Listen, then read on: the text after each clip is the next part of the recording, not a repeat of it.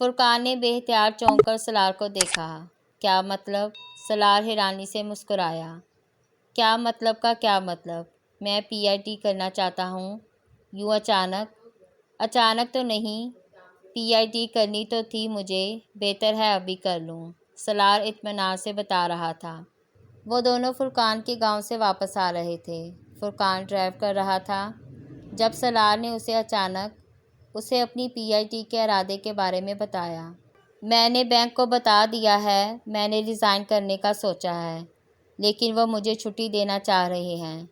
ابھی میں نے سوچا نہیں کہ ان کی اس آفر کو قبول کر لوں یا ریزائن کر دوں۔ تم ساری پلاننگ کیے بیٹھے ہو۔ ہاں یار، میں مذاق نہیں کر رہا، میں واقعی اگلے سال پی آئی ٹی کے لیے جا رہا ہوں۔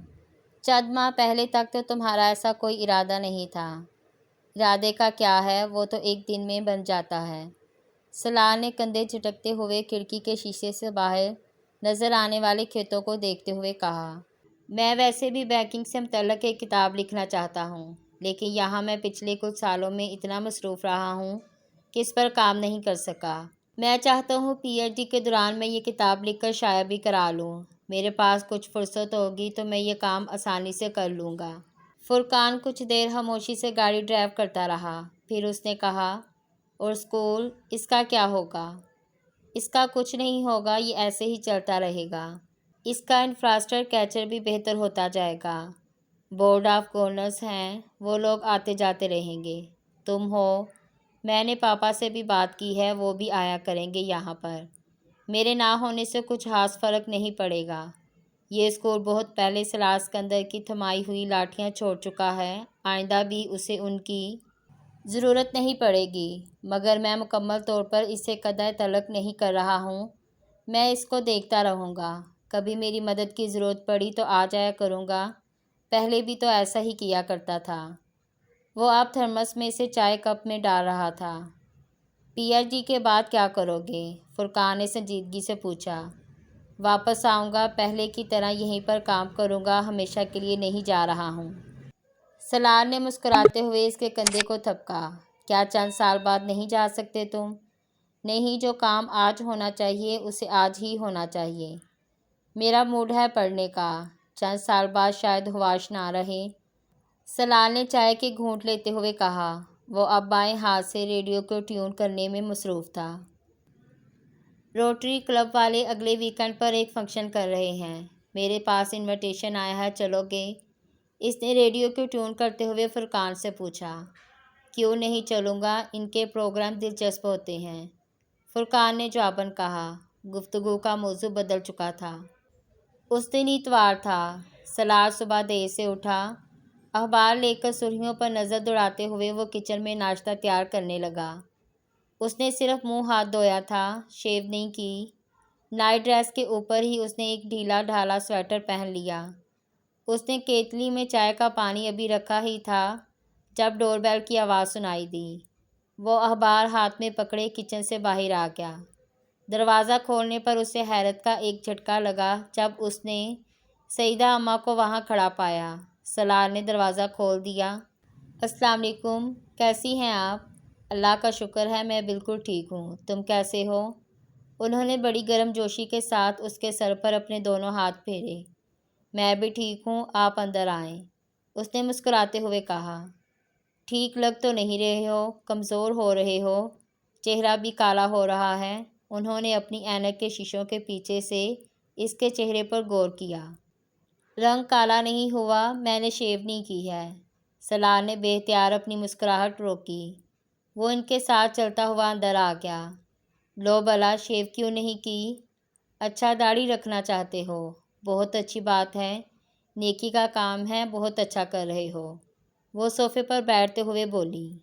نہیں اماں، داڑھی نہیں رکھ رہا ہوں، آج اتوار ہے، دیر سے اٹھا ہوں کچھ دیر پہلے ہی، اس لیے شیو نہیں کی۔ وہ ان کی بات پر محظوظ ہوا۔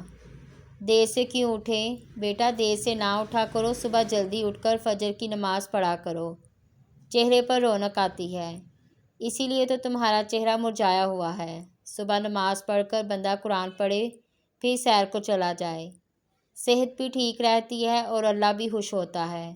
سلار نے ایک گہرا سانس لیا۔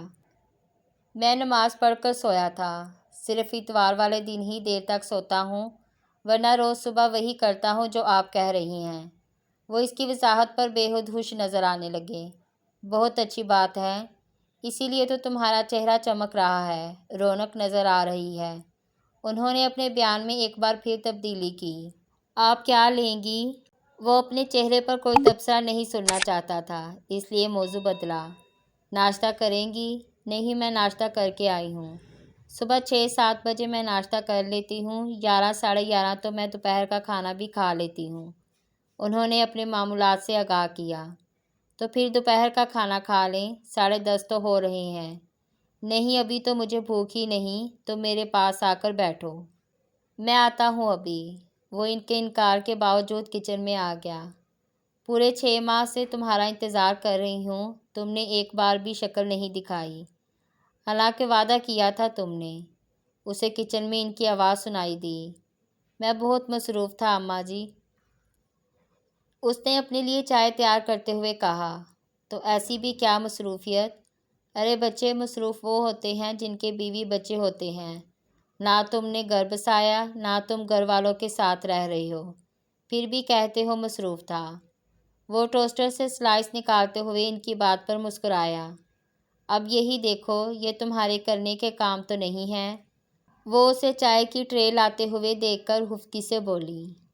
میں تو کہتی ہوں یہ کام مرد کے کرنے والے ہیں ہی نہیں۔ وہ کچھ کہے بغیر مسکراتے ہوئے میز پر برتن رکھنے لگا۔ اب دیکھو، بیوی ہوتی تو یہ کام بیوی کر رہی ہوتی، مرد اچھا لگتا ہی نہیں ایسے کام کرتے ہوئے۔ آپ ٹھیک کہتی ہیں اماں جی، مگر اب مجبوری ہے، اب بیوی نہیں ہے تو کیا کیا جا سکتا ہے؟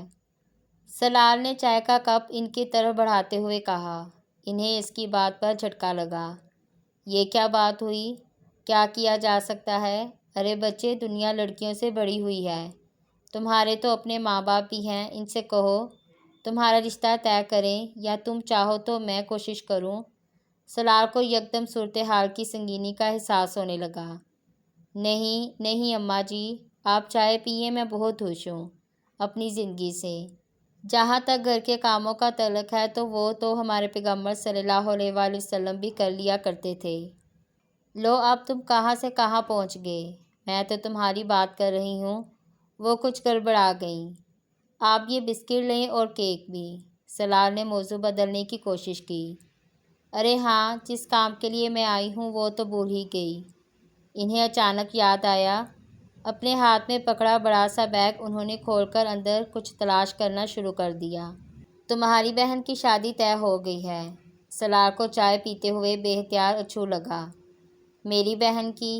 اماں جی، میری بہن کی شادی تو 5 سال پہلے ہو گئی تھی، اس نے کچھ ہکا بکا ہوتے ہوئے بتایا۔ وہ اتنی دیر میں اپنے بیگ سے ایک کارڈ برآمد کر چکی تھیں۔ ارے میں اپنی بیٹی کی بات کر رہی ہوں، آمنہ کی، تمہاری بہن ہی ہوئی نا؟ انہوں نے اس کے جملے پر بڑے افسوس کے عالم میں اسے دیکھتے ہوئے کارڈ تھمایا۔ سلار کو بے اختیار ہنسی آئی۔ کل تک وہ اسے اس کی بیوی بنانے کی کوشش میں لگی ہوئی تھیں اور اب یکدم بہن بنا دیا۔ مگر اس کے باوجود سلار کو بے تحاشا اطمینان محسوس ہوا۔ کم از کم اب اسے ان سے یا ان کی بیٹی سے کوئی خطرہ نہیں رہا تھا۔ بہت مسرت سا ہو کر اس نے کارڈ پکڑ لیا۔ بہت مبارک ہو۔ کب ہو رہی ہے شادی؟ اس نے کارڈ کھولتے ہوئے کہا۔ اگلے ہفتے۔ چلے اماں جی، آپ کی فکر تو ختم ہو گئی۔ سلار نے میری کی بجائے آپ کی کا لفظ استعمال کیا۔ ہاں، اللہ کا شکر ہے، بہت اچھی جگہ رشتہ ہو گیا۔ میری ذمہ داری ختم ہو جائے گی، پھر میں بھی اپنے بیٹوں کے پاس انگلینڈ چلی جاؤں گی۔ سلار نے کارڈ پر ایک سرسری سی نظر دوڑائی۔ یہ کارڈ تمہیں دینے خاص طور پر آئی ہوں، اس بار کوئی بہانہ نہیں سنوں گی۔ تمہیں شادی پر آنا ہے، بھائی بن کر رخصت کرنا ہے بہن کو۔ سلار نے اپنی مسکراہٹ ضبط کرتے ہوئے چائے کا کپ لیا۔ آپ فکر نہ کریں، میں ضرور آؤں گا۔ وہ کپ نیچے رکھ کر سلائس پر مکھن لگانے لگا۔ یہ فرقان کا کارڈ بھی لے کر آئی ہوں میں، اس کو بھی دینے جانا ہے۔ انہیں اب فرقان کی یاد ستانے لگی۔ فرقان کو تو آج بھابھی کے ساتھ اپنے سسرال جانا تھا، اب تک تو نکل چکا ہوگا۔ آپ مجھے دے دیں، میں اسے دے دوں گا، سلار نے کہا۔ تم اگر بھول گئے تو وہ مطمئن نہیں ہوئی۔ میں نہیں بھولوں گا۔ اچھا میں فون پر اس سے آپ کی بات کرا دیتا ہوں۔ وہ یکدم ہوش ہو گئی۔ ہاں یہ ٹھیک ہے، تم فون پر اس سے میری بات کرا دو۔ سلار اٹھ کر فون اسی میز پر لے آیا۔ فرقان کا نمبر ڈائل کر کے اس نے اسپیکر آن کر دیا اور خود ناشتہ کرنے لگا۔ فرقان، سعیدہ اماں آئی ہوئی ہیں میرے پاس۔ فرقان کے کال ریسیو کرنے پر اس نے بتایا۔ ان سے بات کرو۔ وہ خاموش ہو گیا۔ اب فرقان اور سعیدہ اماں کے درمیان بات ہو رہی تھی۔ 10 منٹ بعد جب یہ گفتگو ختم ہوئی تو سلار ناشتہ کر چکا تھا۔ برتن کچن میں رکھتے ہوئے اسے خیال آیا، آئی کس کے ساتھ تھیں آپ؟ وہ باہر نکل آیا۔ اپنے بیٹے کے ساتھ، سعیدہ اماں نے اطمینان سے کہا۔ اچھا بیٹا آ گیا ہے آپ کا؟ چھوٹا والا یا بڑا والا؟ سلار نے دلچسپی لی۔ میں ساتھ والوں کے راشد کی بات کر رہی ہوں، سعیدہ اماں نے بے اختیار برا مانا۔ سلار نے ایک گہرا سانس لیا۔ اسے اندازہ ہو گیا تھا کہ سعیدہ اماں کے لیے ہر لڑکا اپنا بیٹا اور ہر لڑکی اپنی بیٹی تھی۔ وہ بڑے آرام سے رشتے گڑھ لیتی تھی۔ تو وہ کہاں ہیں؟ سلار نے پوچھا۔ وہ چلا گیا، موٹر سائیکل پر آئی ہوں اس کے ساتھ۔ آندھی کی رفتار سے چلائی ہے اس نے۔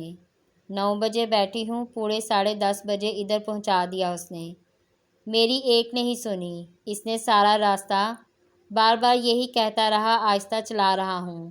یہاں اتارتے وقت کہنے لگا آپ کے ساتھ موٹر سائیکل پر میرا آخری سفر تھا۔ دوبارہ کہیں لے کر جانا ہوا تو پیدل لے کر جاؤں گا آپ کو۔ سلار کو ہنسی آئی۔ آدھا گھنٹے میں طے ہونے والے راستے کو 1.5 گھنٹے میں طے کرنے والے کی جھنجھلاہٹ کا وہ اندازہ کر سکتا تھا۔ بوڑھوں کے ساتھ وقت گزارنا خاصا مشکل کام تھا۔ یہ وہ سعیدہ اماں کے ساتھ ہونے والی پہلی ملاقات میں ہی جان گیا تھا۔ تو واپس کیسے جائیں گی؟ راشد لینے آئے گا آپ کو؟